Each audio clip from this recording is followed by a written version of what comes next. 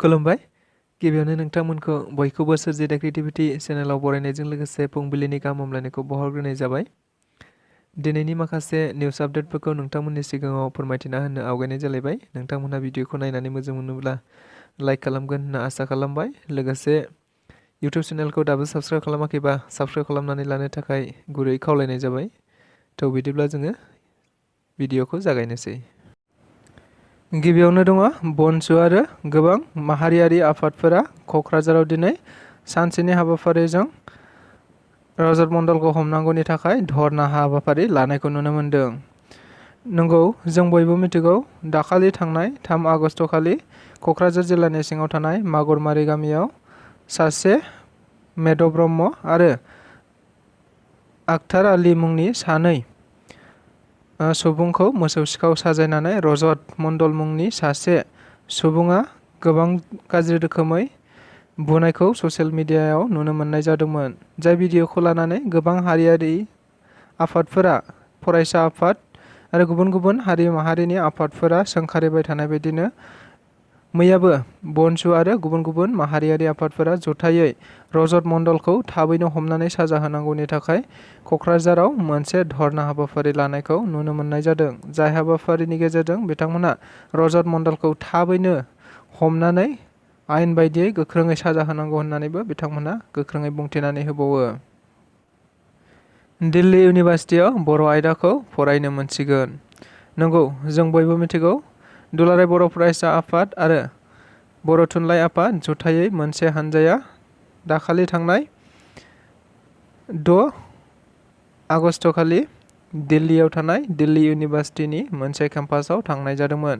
जेराव बिथांमोना थांनानै बर' फरायसाफोरनि थाखाय बर' आयदाखौ दिल्ली मुलुगसोलोंसालिनि सिङावबो थिसननांगौ होननानै बिथांमोना दाबि दैखांहोनाय जादोंमोन एबा मोनसे मेम'रेन्डाम होनायखौ नुनो मोननाय जादोंमोन। जेराव बे हाबाफारियाव बाहागो लाफादोंमोन दुलाराय बर' फरायसा आफादनिफ्राय आफादगिरि दिपेन बर', लोगोसे गाहाय नेहाथारि खनीन्द्र बसुमतारी,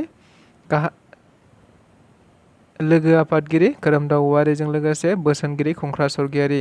बेनि अनगायैबो बर' थुनलाइ आफादनिफ्राय मानगोनां आफादगिरि डक्टर सुरत नार्जारीजों लोगोसे गोबां बिबानगिरि बिथांमोनहाबो बाहागो लाफानायखौ नुनो मोननाय जादों।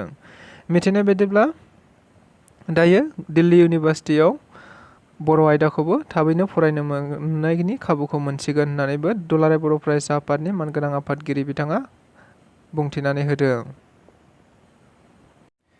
क'क्राझाराव दुरान्ड कापनि टिकेटखौ दायो अनलाइननि गेजेरजों मोननो हानाय जासिगोन। नंगौ, जों बयबो मिथिगौ थांनाय 5 आगस्टनिफ्रायनो क'क्राझाराव मोनसे भारतनिनो गोजामसिन एबा एसियानिनो गोजामसिन मोनसे फुटबल बादायलायनाय, जाय बादायलायनाया दायो क'क्राझारावबो जागासिनो थानायखौ जों बयबो मिथिगौ। नंगौ, 5 आगस्टनिफ्राय जागायनानै बे हाबाफारिया दायो सोलिगासिनो दङ। थिग बेबायदिनो 5 आगस्ट खालि टिकेटखौ बयनिबो थाखाय फ्रि खालामनानै होनाय जादोंमोन। जायनि गेजेराव गोबां सुबुंफोरा, फुटबल अनसायगिरिफोरा नायनो गोसोब्लाबो नायनो मोननायखौ नुनो मोननाय जायाखैमोन। नंगौ, बेफोर गासैखौबो नोजोर बोनानैनो दायो डक्टर सांग्रां गोरा बसुमतारी बिथाङा खौरांगिरिफोरनि सिगाङाव फोरमायथिनाय बायदिब्ला फैगौ 9 आगस्टआव जानो गोनां दुरान्ड कापनिफ्राय लानानै उननि हाबाफारिखौ अनलाइननि गेजेरजों टिकेटखौ मोननो हानाय जासिगोन होननानैबो बिथाङा खौरांगिरिफोरनि सिगाङाव बुंथिना होदों। जेरै बेयाव बिथांमोनहा मोननै वेबसाइटखौ लन्च खालामनानै होनाय जाबाय, जायनि गेजेरजों अनलाइन टिकेटखौ मोननो हानाय जासिगोन। बेफोरनो जाहैबाय, मोनसेया जाहैबाय www.syw.bodoland.gov.in आरो गुबुन मोनसेया जाहैबाय www.ticketfy.in। बे मोननै वेबसाइटनि गेजेरजों नोंथांमोनहा दायो फुटबलनि टिकेटखौ मोननो हासिगोन होननानैबो बिथाङा बुंथिनानै होबावदों। क'क्राझाराव फिन सिखावनि उदखात। जों बयबो मिथिगौ आथिखालाव क'क्राझार जिल्लानि सिङाव थानाय क'क्राझार सोहोरजों नांजाबनाय गुबुन गुबुन जायगा आरो थावनिफोराव गलाफोराव गोबां सिखावफोरखौ नुबाय थानायखौ जों बयबो मिथिगौ। थिग बेबायदिनो मैयाबो आरोबाव गुरुफेल्ला होननाय मोनसे बाजाराव सासे सिखावा गंसे मबाइल दखानाव हाबनानै मबाइलनि गोबां मबाइल खावनानै लांनायखौ मिथिनो मोननाय जादों। मिथिनाय बायदिब्ला हरनि 3 रिंगासोआव सिखावा हाबदों होननानै दखानदारिया खोन्थानानै होनाय जादों। बेजों लोगोसे थालाखौ हास'नानै बिथांमोनहा मबाइलखौ खावनानै लांनायखौ नुनो मोन्दों। जाय सिखावखौ दायो CCTV केमेरानि गेजेरजोंबो सिखाव खावनायखौ नुनो मोननाय जादों। बेनि अनगायैबो गुरुपेला पुलिसा दायो गासै जाथायफोरखौ नायबिजिरगासिनो दं होननानैबो दखानदारिया खोन्थानानै होदों। इन्डियान आर्मिया गरसे आरो उरिष्या FCआ 0।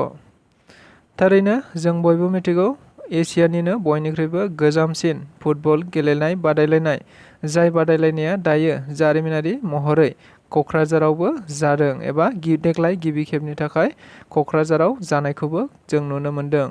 थिग बेबायदिनो बेनि अनगायैबो बयनिख्रुइबो गोजोनथावसिन बाथ्राया सुबुंफोरनि खुगा खुगा गोसारलायबाय थादों जे एसियानिनो गोजामसिन बे फुटबल बादायलायनायाव देग्लाय बिटिआर ओनसोलनिफ्रायबो बड'लेण्ड FC हानजाखौबो गेलेनायखौ नुनो मोननाय जादों।